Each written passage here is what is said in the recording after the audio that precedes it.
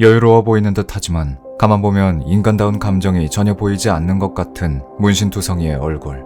여러분은 지금 이 남자에게서 묘한 매력을 느끼시나요? 눈 하나 깜빡하지 않고 자신의 사형 선고를 듣고 있는 남자의 표정과 몸짓 하나하나에 지금 미국에선 팬클럽이 생기고 있습니다.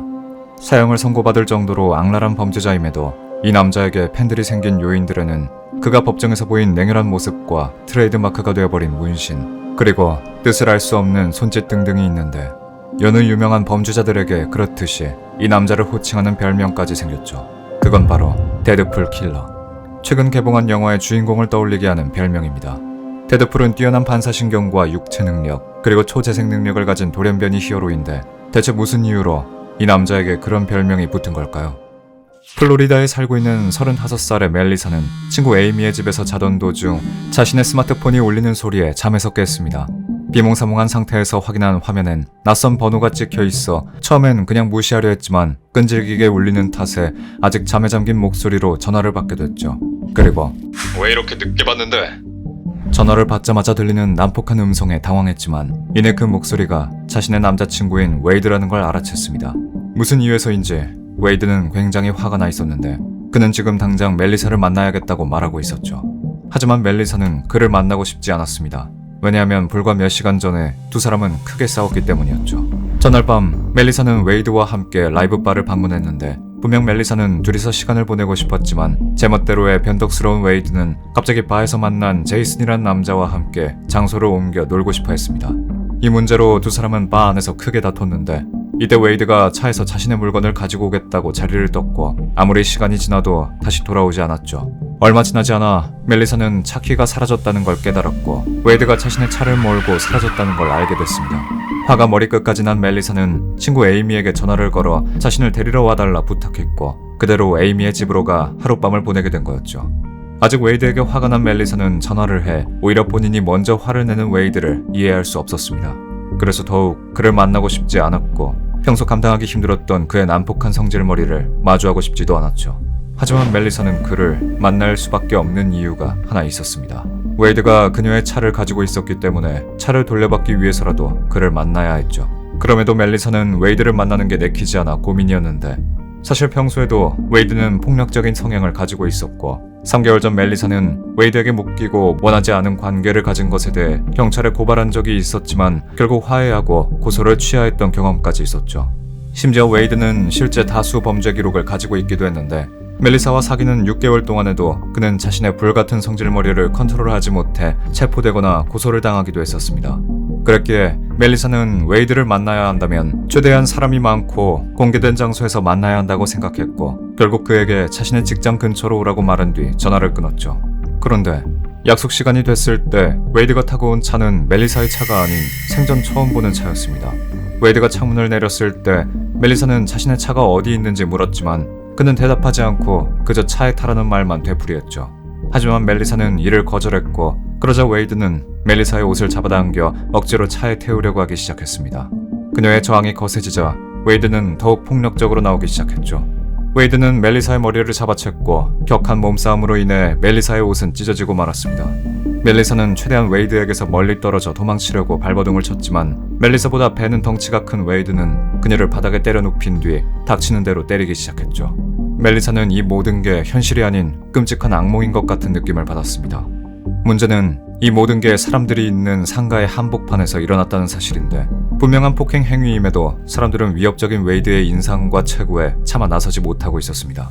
하지만 이미 그 끔찍한 장면을 목격한 사람들이 경찰에 신고를 한 상태였고 곧장 경찰이 현장에 출동하게 됐죠. 사이렌 소리가 울렸을 때 무아지경이었던 웨이드는 순간적으로 멜리사에게 퍼붓고 있던 폭행을 멈췄는데 간신 정신을 잃지 않았던 멜리사는 그 틈을 타 그에게서 도망쳐 가까운 건물로 들어갈 수 있었습니다. 그리고 웨이드도 마찬가지로 경찰이 도착하자마자 차를 타고 현장을 벗어나 도망쳤죠. 경찰은 그를 잡기 위해 멜리사에게 부탁해 그에게 다시 만나자는 연락을 하도록 했고 웨이드는 약속 장소인 근처 식당 앞까지 나오긴 했지만 신문을 봤던 그는 경찰이 보는 앞에서 또다시 차를 몰아 도주했습니다. 그렇게 웨이드의 행방은 오리무중이 됐는데 그날 밤 범죄 신고를 하고 싶은데요. 경찰에게 한 통의 전화가 걸려왔는데 전화를 건 남자는 사람을 죽인 범죄자가 있는 곳을 제보하고 싶다고 말했고 그 범죄자가 자신의 아들이라 말했습니다. 그리고 그 범죄자의 이름이 바로 웨이드 윌슨이라고 했죠.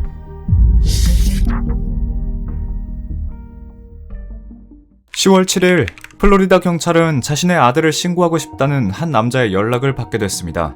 남자 이름은 스티븐 테스타세카였는데 그는 자신이 14살이었을 무렵 교회에서 만났던 여자친구 사이에서 아기가 생겼지만 어린 나이에 키울 능력이 되지 않아 태어난 아들을 입양 보냈었다고 고백했습니다. 아들의 이름은 웨이드 윌슨이었고 그가 어느 정도 컸을 때부터 종종 연락을 하는 사이가 됐다고 했는데 어느 날 스티븐은 웨이드로부터 한 통의 전화를 받게 됐다고 했죠. 전화 너머 웨이드의 목소리는 어딘가 초조한 것 같았는데 그는 스티븐에게 도움이 필요하다고 말했고 자신이 되돌릴 수 없는 짓을 저질렀다는 말을 했다고 했습니다. 그리고 말하길 내가 죽였어. 직장에 있던 스티븐은 처음에 아들의 이야기를 믿지 않았다고 했습니다. 그저 그가 흥미로운 이야기를 하고 있다고 생각했다고 했죠. 하지만 그날 저녁 다시 전화를 건 웨이드는 여자를 살해했다는 자세한 이야기를 나열하기 시작했다는데요. 그날 밤 웨이드는 술집에서 크리스틴 멜튼이라는 여자와 그녀의 친구 스테파니 세일러스를 만났다고 했습니다. 세 사람은 술집 문이 닫은 뒤 크리스틴의 집으로 가 시간을 보냈고 스테파니가 집으로 돌아간 뒤 웨이드는 크리스틴과 함께 잠에 들었다고 했죠. 그런데 이때 웨이드는 잠든 크리스틴의 위에 올라타 그녀의 목을 조르기 시작했고 이내 그녀를 살해했다고 고백했습니다. 웨이드는 크리스틴을 살해한 뒤에도 일정 시간 그녀의 집에 머물렀는데 그 후 시신을 처리하기 위해 침대 시트로 크리스틴의 몸을 둘러싼 뒤 그녀의 차 트렁크에 넣는 시도를 했다고 했죠. 하지만 사후 경직이 시작된 뻣뻣한 시신의 무게를 이기지 못해 들지 못했고 결국 시신을 그냥 집에 두고 크리스틴의 차를 훔쳐 현장을 빠져나왔다고 했습니다. 저희는 이 과정에서 크리스틴의 상태를 확인하기 위해 그녀의 친구인 스테파니를 찾아갔고 그날 저녁 이후로 크리스틴과 연락이 되지 않는다는 그녀의 말에 곧장 크리스틴의 집으로 갔죠. 그리고 그곳에서 시트에 둘러싸인 상태로 차갑게 굳어있는 크리스틴의 시신을 발견했습니다. 그런데 참담한 사실은 여기서 끝이 아니었죠. 스티븐은 웨이드가 죽인 여자가 크리스틴뿐만이 아니라고 말했는데 웨이드는 스티븐에게 사라져서 돌아오지 못할 두 사람이란 표현을 했다고 했고 크리스틴을 죽이고 도망가던 중 거리에서 또 다른 여자를 만났다고 했습니다. 웨이드는 차를 세운 뒤 그녀에게 인근에 있는 학교로 가는 길을 물었다고 했고 이내 여자를 차에 태웠다고 했는데 그녀가 내리려고 하자 웨이드는 여자를 붙잡아 또다시 목을 졸라 살해했다고 했죠. 그 후 차를 몰아 시신을 버릴 장소를 물색한 웨이드는 얼마 가지 않아 인적이 없는 곳에 주차를 한 뒤 여자의 몸을 차에서 끄집어 내렸다고 했습니다. 하지만 이때 웨이드는 바닥에 버려진 여자가 아직 가쁜 숨을 내쉬고 있었던 것을 발견했죠. 그리고 He said he got back in the car and ran her over until she looked like spaghetti. 웨이드는 자신의 아버지에게 낯선 여자의 숨통을 확실하게 끊기 위해 차 바퀴로 몇 번이고 짓이겼다고 말했다고 했습니다. 이때 스티븐은 이 끔찍한 살해 방법을 설명하던 웨이드의 목소리가 굉장히 흥분된 것 같았고 심지어 자랑하는 것처럼 들렸다고 덧붙였죠. 그는 자신의 아들을 돕고 싶었지만 이내 자신의 어머니나 아내, 딸이 피해자들과 같은 일을 당한다면 어떨지 생각하게 됐고 웨이드를 신고해야겠다고 마음먹었다고 했습니다. 그리고 무엇보다도 He would have done it again.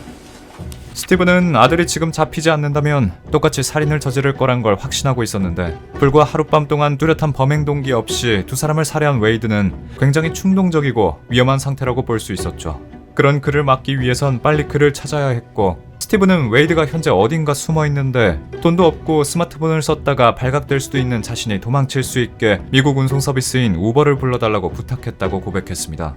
스티븐은 저희에게 웨이드로부터 우버를 보내기 위해 받은 주소를 알려주었고 현지 지역 보안관과 함께 웨이드의 은신처로 찾아갔죠. 확인 결과 그곳은 평범한 가정집이었는데 알고 보니 집주인이 여행을 가 며칠 동안 빈집인 상태였고 웨이드는 불법 침입으로 그곳에 숨어 있었던 겁니다.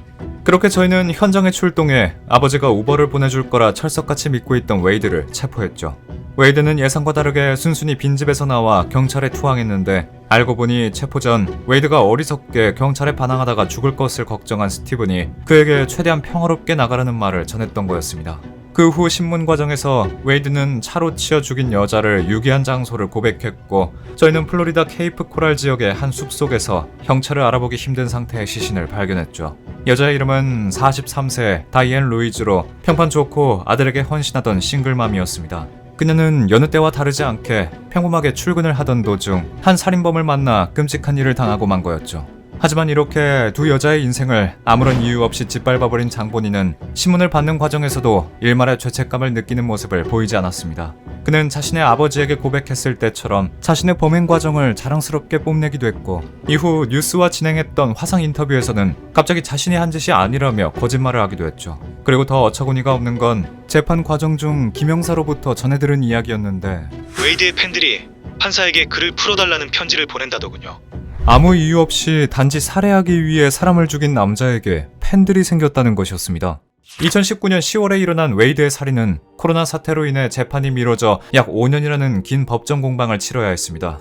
그는 그동안 감옥에서 자신의 행동을 후회하고 피해자들과 유가족에게 진심 어린 용서를 구하는 것이 아닌 얼굴에 백인 우월주의를 상징하는 문신을 새기고 감옥 내 약 사건에 연루되기도 했죠. 심지어 2020년엔 함께 수감된 셀메이트와 함께 탈옥을 시도하기도 했습니다.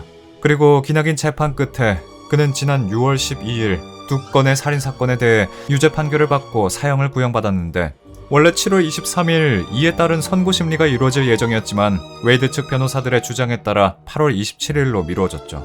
살해를 저지를 당시만 해도 25살이었던 웨이드는 감옥 안에서 서른이 되었습니다. 그의 범죄 사실보다 충격적이고 참담한 것은 재판 과정이 매스컴을 통해 알려지면서 그의 독특한 외모와 감정이 보이지 않는 알 수 없는 표정, 그리고 이상한 몸짓들을 매력적으로 느끼는 사람들이 다수 생겼다는 거였죠. 마치 영화 속의 주인공을 지지하는 것처럼 감옥에 있는 웨이드에게 팬레터와 같은 메시지를 보냈는데, 거의 4,000개의 메시지들 중 약 160개의 메시지엔 자신의 나체 사진을 첨부한 부적절한 내용도 있었습니다. 또한 사형이 구형된 뒤 재판을 진행했던 순회법원 판사 니콜라스 톰스는 법정을 찾아온 웨이드의 팬들로부터 그를 살려달라는 간청을 들어야만 했죠.